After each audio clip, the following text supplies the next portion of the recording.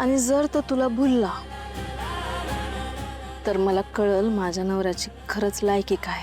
ह्या कामाचं तुम्ही मला 3 लाख रुपये देणार? तुमचं नक्की तुमच्या नवऱ्यावर प्रेम आहे का संशय आहे? त्याच्याशी तुला काय करायचंय? तुला काम करायचंय का नाही तेवढंच सांग.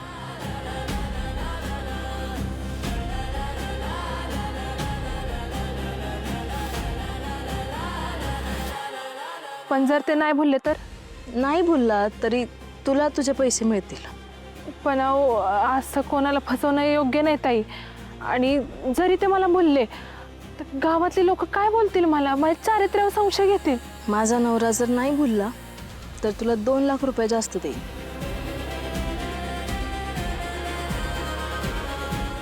ठीक आहे, पण काळजी करू नकोस, तुझी बदनामी नाही होऊ देणार मी. आणि माझ्या नवऱ्याकडून पण तुझ्या बाबतीत काहीच चुकीचं नाही घडू देणार. मग करशील ना माझं काम?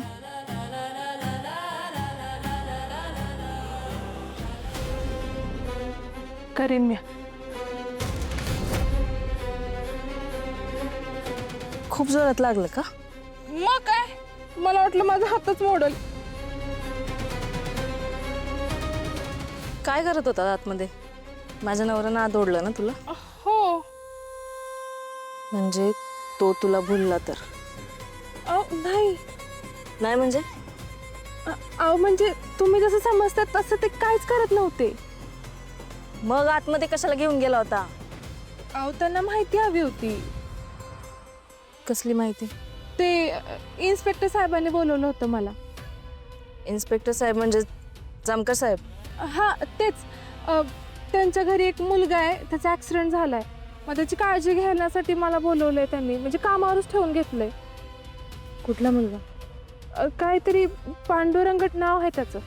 आता हे कुणाला घेऊन आले जामकर साहेब घरी? हरकत नाही, आज न उद्या कळलंच.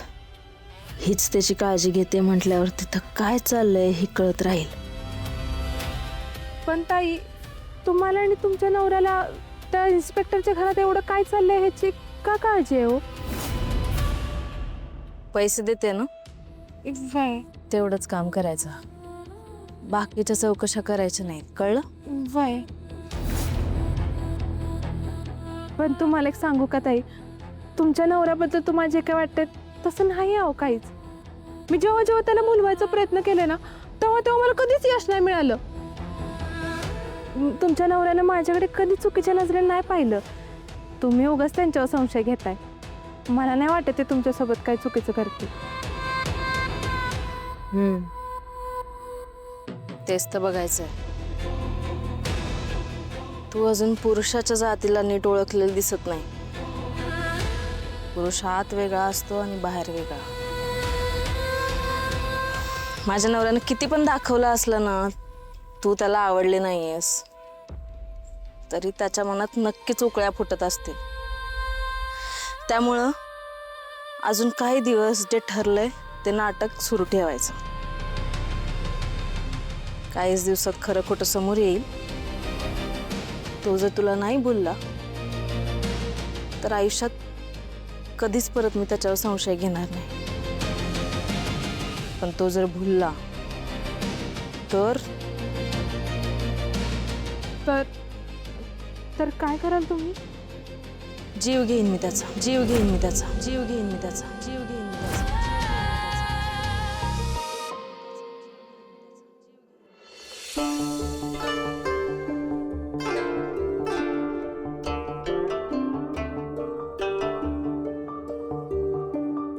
रंजे, अगं नग काळजी करत बसूस. हे बघ, सकाळपासून काही खाल्लं बी नाहीस तू. घरी आला नाही माझा, कशी भूक लागल मला. हे बघ, आवाज बघतेस सुधाकर. सुधिया, आहे काय अक्कल बिकल आहे का नाही तुला? काहीचा हार्ट अटॅक न जीव गेल्यानंतर अक्कल येणार आहे तुला? हा वैर हनुकरट्ट हनुकरट्ट हनुकरट्ट. आहे अगं, आधी शांत हो. काय शांत हो? तुला एवढे फोन केले मी, एक फोन नाही उचलला तू माझा. आहे शांत हो. अगं ड्युटीवर होतो मी. असली कसली मरणाची ड्युटी तुझी की तुला घरी सोडा ना. आग लावते तुझ्या ड्युटीला त्या. हा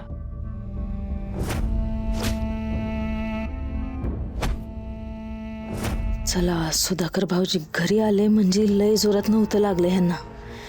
वाचले मी. आहे अगं नको असं बोलू. शांत हो. आहे अगं महत्वाच्या गोष्टी घडत होत्या ना म्हणून तुझा फोन नाही उचलता आला. तुला फोन करता पण नाही आला मला. बरं इथून पुढं असं नाही होणार. हा हा आता असं करत असू द्या. परत दरोडा पडला, खून पडला ना कोणाचा की त्या खुनाच्या माग आणि त्या दरोड्या पडणाऱ्याच्या माग हिला पळायला घेऊन जाता. म्हणजे तिला कळेल कसं काम असतं ते तुझं. अहो भाऊजी कुठं होतात तुम्ही? घरातली सगळी किती काळजी करत होती. अरे सुद्या पण मग तू होता कुठं? ते मी हे बघ सुद्या म्हणजे ना मला माहितीये का तुझी बायको गेली एकटा असतो. तुझं काही लफडं बिपडा असेल ना तर सांग मला, मी लगीन लावून देते तुझं. अगं आई काय बोलतेस? कुठून कुठे गेलीस? तसं काय नाहीये. अरे मग सुद्या बोल की, कुठं गेला होतास रे तू? सुद्या अरे सांग ना बाबा, कुठं होता तू? का मूग घेऊन ग बसलाय? सांग ना कुठं होता? आर्याताईंचा मित्र साकेत सापडलाय.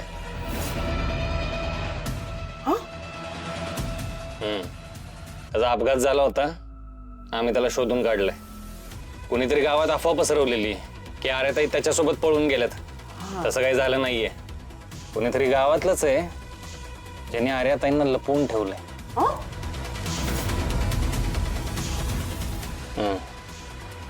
गावातलंच कोणीतरी. तो जो कोणी आहे ना त्याने आर्याताईंसोबत नक्कीच काहीतरी वाईट केलंय. भाई ऐकावं ते समजून नवलंच आहे की ना. माझ्या माधुरीचं बी असं काही झालं नसेल ना? हा म्हणजे तसं काय झालं असेल ना तर त्या माणसाला लवकरात लवकर शोधलं पाहिजे. भाऊजी साकेतनं तुम्हाला त्या माणसाबद्दल काही सांगितलं का?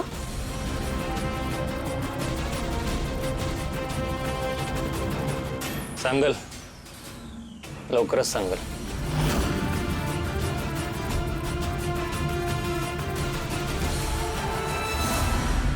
साकेत जिवंत आहे. त्याला यांच्याबद्दल नक्कीच काहीतरी कळलं होतं. म्हणून तर हे त्याचा जीव घ्यायच्या मागे लागले होते. त्याचा जीव घेण्या इतपत असं काय कळलं होतं ह्यांच्याबद्दल साकेतला? त्या जामकरनं साकेतला घरी आणून ठेवलाय. साकेतनं तोंड उघडलं तर माझी वाट लागेल. त्यानं तोंड उघडायच्या आधी त्याला संपवलं पाहिजे. साकेत जिवंत राहता कामा नये. बाहेर पोलिसांचा पहार आहे. पहार असताना त्याला मारता नाही येणार. काही करून त्याला संपवलं पाहिजे. देवी सिंग काहीतरी केलं पाहिजेस. त्याला संपवावं लागणार नाहीतर माझी वाट लागेल. कल करे सो आज कर, आज करे सो अभी.